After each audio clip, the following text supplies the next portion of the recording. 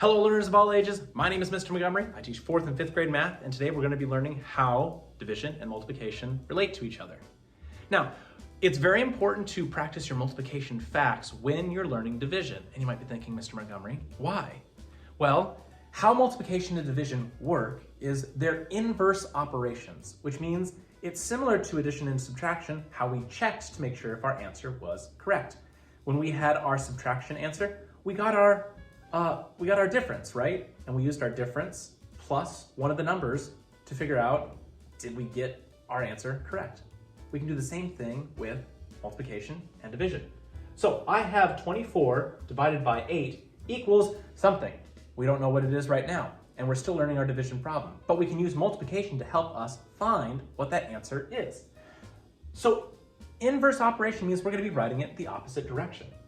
So instead of 24 divided by 8 equals something, I'm going to have something times 8 is 24.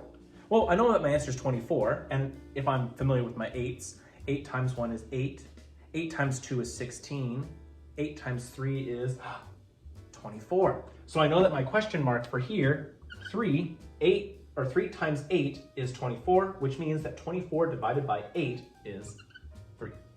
Let's do another problem. I have 8 divided by 2 equals something. Well, it's the same thing as me saying I have 8 marbles. 1, 2, 3, 4, 5, 6, 7, 8. And I'm going to divide it in between two friends. That means I'm going to divide this group into half, or two groups. I have a group here and a group here. Well, how many are in each group? 4, right? So I know that my answer is going to be 4. But the inverse operation is if I had 4 marbles and I multiply it by the two groups, how many do I have altogether? Well, 4 marbles in each group times 2, which means I have 8 marbles altogether. So what if I give you a multiplication problem? Can you find the division problem that is the reciprocal of it? Well, right now, I have 4 times 3 equals 12. I'm gonna have you pause the video, write down your answer, and see if it matches up with mine in a little bit. All right, so I know that I'm gonna be starting with 12 because I'm gonna be taking 12 altogether and I'm gonna be making it into a smaller groups. Now, I could choose either one. I could choose 12 divided by 3, and that would give me 4. Or another way I can do this is 12 divided by 4 equals 3, because 4 times 3 is 12, and 3 times 4 is 12. I can choose either option. All right, my 4th grade friends, we're gonna be looking at page 93 in our workbook for our practice problems. We're gonna be doing practice problems number 3 and 6.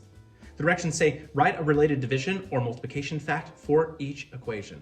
So for number 3, they have a multiplication fact. You're gonna have to write a division fact that is the inverse of that multiplication problem.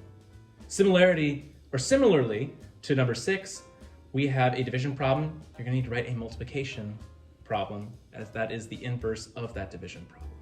If you have any questions, please let me know when you come to class.